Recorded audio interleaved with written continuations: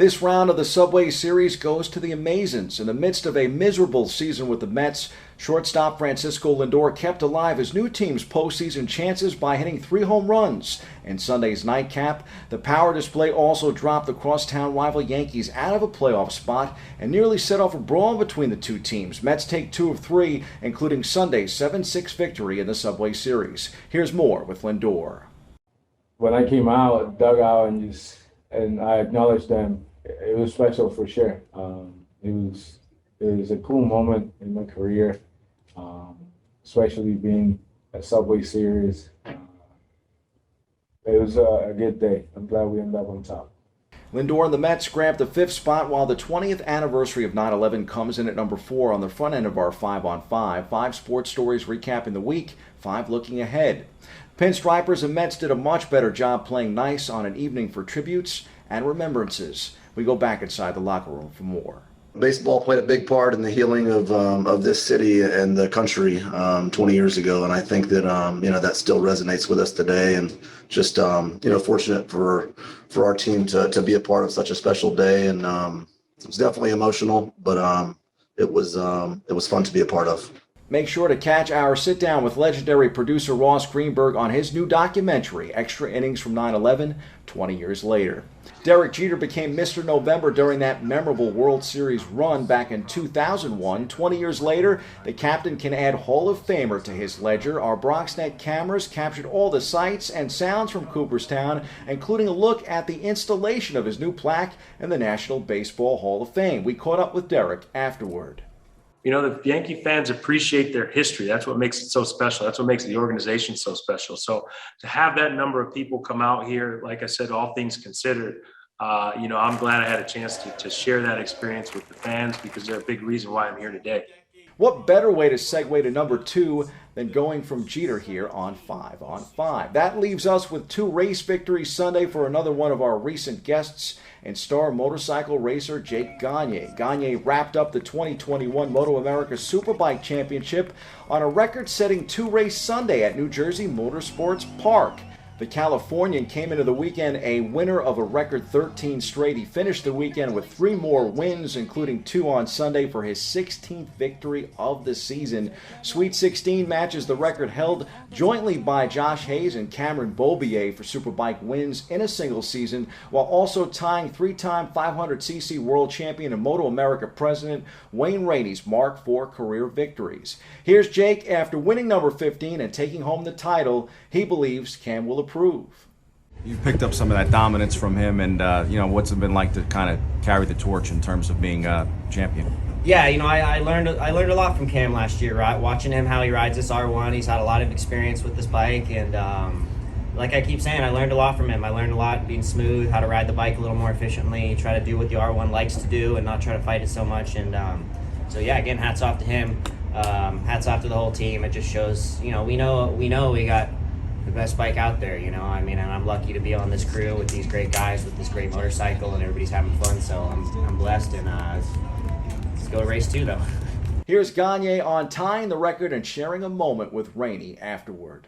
He mentioned, he had 16, and, he wishes the best, hope that I can match that today, and, but yeah, it's been an amazing weekend, truly, and getting the championship was, that's a dream come true. It didn't quite set in, because I had to focus on this race too, but it's amazing, and I still can't really believe it. We've got 16 wins in a row. It's pretty unbelievable, but all I do is go out there and ride as hard as I can every lap of every race, and this bike is the bike to beat. 5 classes of road racing for Moto America in New Jersey this past weekend. Among the many highlights, 19-year-old Sean Dillon Kelly put the finishing touches on the Supersport Championship and did so with a special tribute helmet honoring the late great MotoGP legend Nicky Hayden.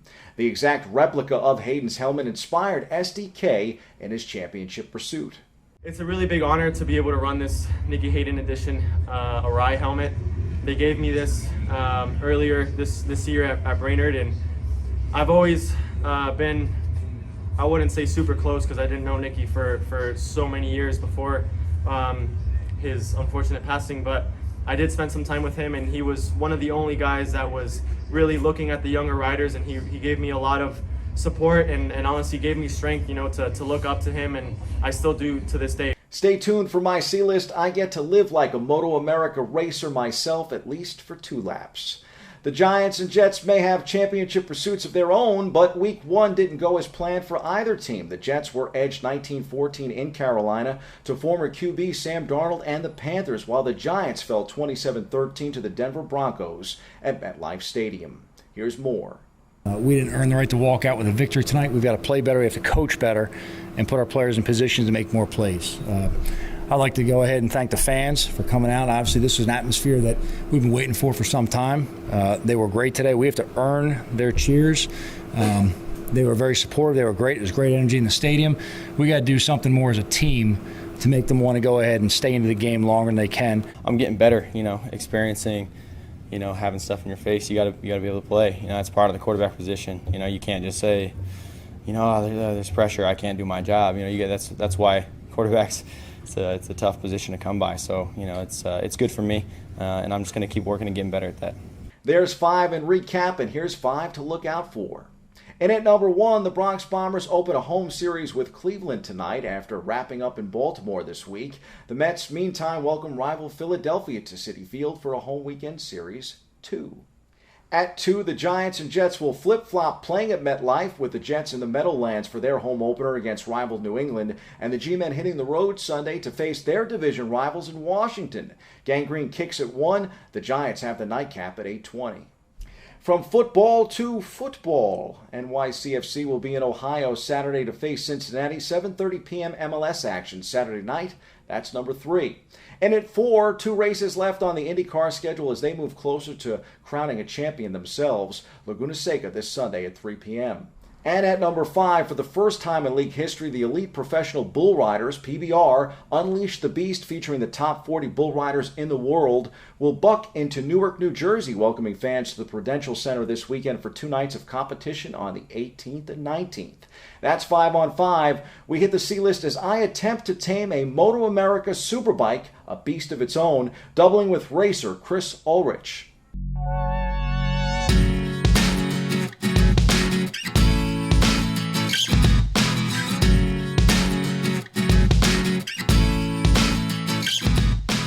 Life in the fast lane, going 170 miles per hour as a passenger on the Suzuki GSX R1000R is even more intense than you may think. And despite my previous motorcycle experiences, nothing prepared me for the intensity and the adrenaline rush of riding on the back of this amazing machine with Chris at the controls. Chris started road racing in the early 90s and finished his career in 2016, having secured 9 AMA Pro podiums and 2 race wins. He also co-rode to 3 endurance wins and 4 national endurance championships.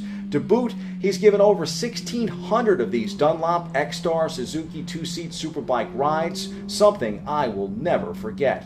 Here's some of my experience and some insight from the racer himself. We could describe the sensations that we had, like the speed and the braking force and all that, to the media.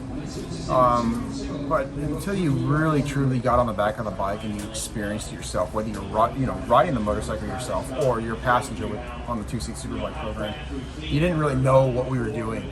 And as soon as we started doing that, the engagement from the media skyrocketed, and they really knew what we were doing, why we did it. And yeah, it's definitely 100% a sport. It's a very physical sport that all these guys on the grid, they train very hard. They're elite athletes, and it's also a mix between man and machine. So you have to kind of gel and work with the bike, but it's a very, very physical sport. A special thanks to Hannah Henderson of Bolt PR and Moto America's Paul Carruthers, Sean Bice, David Swartz, and of course Chris for this incredible Media 2-Up experience. The extreme lean angles, strong G-forces during acceleration, cornering, and braking most definitely provide a greater understanding and appreciation of the riders who race and the sport of motorcycle racing itself. The fastest athletes on 2 wheels is an absolute understatement. Moto America rounds out the season at Barber Motorsports Park this weekend in Alabama. Go grab yourself some tickets and a 2-Up too. You will not be disappointed.